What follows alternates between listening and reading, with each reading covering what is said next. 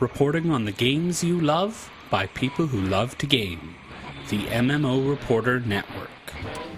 All right, we're going to add something a little bit different to this week's show, and I'm going to talk about the piece of hardware that I'm taking a look at right now, and that is the Mad Catz Pro X mouse. And I have been using a Mad Catz MMO 7 for many years, probably 3 or 4 years. And I absolutely love that mouse. It was incredibly modifiable. It was very programmable, and it fit very well in my hand. And now I have got the Pro X to take a look at. And I really, really like this mouse. First of all, I'll start right with that. I do believe this will be my new main mouse as I move forward. It is like all the other Mad Catz products. It is very customizable. You can change the thumb pinky rest. You can change the palm rest. You can change the position of the palm rest. Not only that, they've got these little plates on the bottom that are magnetic that you can flip, put on and off, that have different surfaces on it. Right now, I use the ceramic, but they also have a Teflon one that's super slidable if you're a shooter person.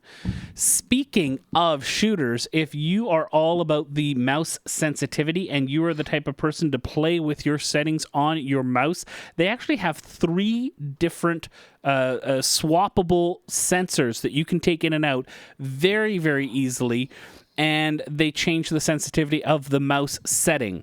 But what I think is the coolest part about it is the mouse wheel arm. Instead of having sort of a tube go underneath the left and right mouse buttons through the mouse wheel and then maybe some tilt to it, the mouse wheel actually has an arm that goes back into the main body of the mouse, and you can push on the mouse left and right in an analog fashion. It's an analog sensor, and you can get that set to different buttons and different controls in the software. The software is super easy to use, really enjoyable process, and I just really, really liked it. The downside about it is this is quite expensive. This is a $199.99 MSRP, so it's a couple $100 to buy this mouse. It's got 3 That's a lot of bucks for a mouse. It's really expensive. How much did you say? $199.99. But that's a quarter. It's a quarter Oculus Rift. Yeah, it is insanely expensive. Now, here's the thing. I'm going to use, this is going to be my next mouse. It's got nice 3 buttons on the thumb, the left and right mouse button, less than the MMO7, but I don't need all those buttons anyway. It's not like a Naga with tons of those buttons, and a Naga's cheaper too. But it's super comfortable. And if you're someone who does care about the changeable sensors, who would want the changing Teflon bottoms and stuff like that, this is completely and utterly worth it. Absolutely and completely worth it. So if you have some money to spend and you want to look at a mouse, I would recommend this. But I don't think that it is worth stretching your budget. Does that make sense? If you are considering a flight stick or this mouse, it depends how much money you've got to spend. If you can only get one and you've got a good mouse already, then I'd go for the flight stick. There aren't really that many bad mice out there anymore. Well, there's some ones that don't necessarily add anything to it. I don't like using just a plain old 2-button mouse. I find that I like having the extra buttons, and my hands don't fit well on most mice. My favorite mouse ever was that first-gen Microsoft Laser mouse. Bill remembers because he had the same one.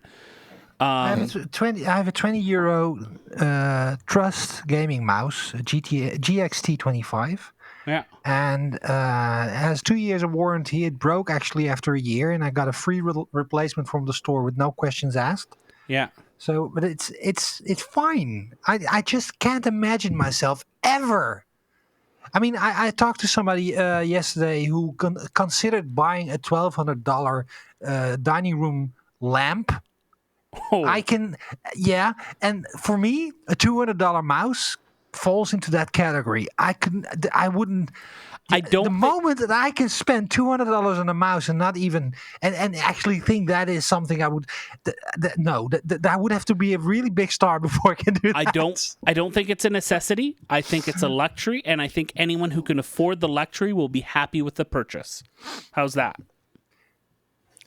I can't see it. When I look at $200, there's so many things that you could buy that Absolutely. would be make for a better gaming experience. I mean, if you tacked an extra $200 onto the value of your video card, you'd get so much more value out of that. But there are people who like to have something more out of their mice, and I think this is built for them. You see, I had a Rat 5 and I liked it. It was okay, but it also mine only lasted just over 2 years. So, right. Yeah.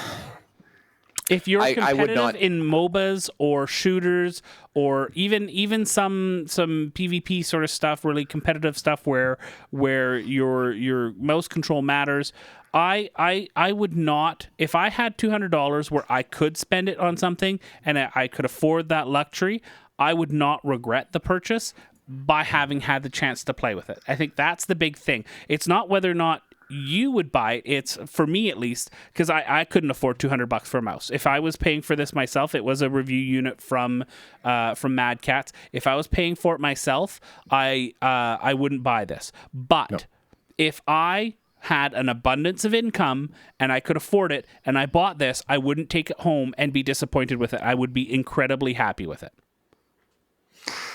Okay, well, that's basically if you had infinite money.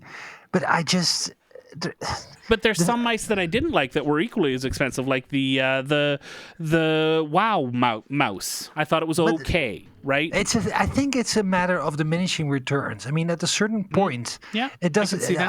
I don't see. I can imagine myself buying a mouse for $50, having really a luxury experience, but $200 for a thing. Well, let's see what our listeners think. Would love to hear from everyone. We'll talk about the ways you can get a hold of us in the end of the show notes. Thanks for watching the video, everybody. Don't forget to check out all the other podcasts at MMOreporter.com or by clicking on any of the links here. And please check out our Patreon campaign at patreon.com/MMOreporter. Thanks, everyone, and see you in game.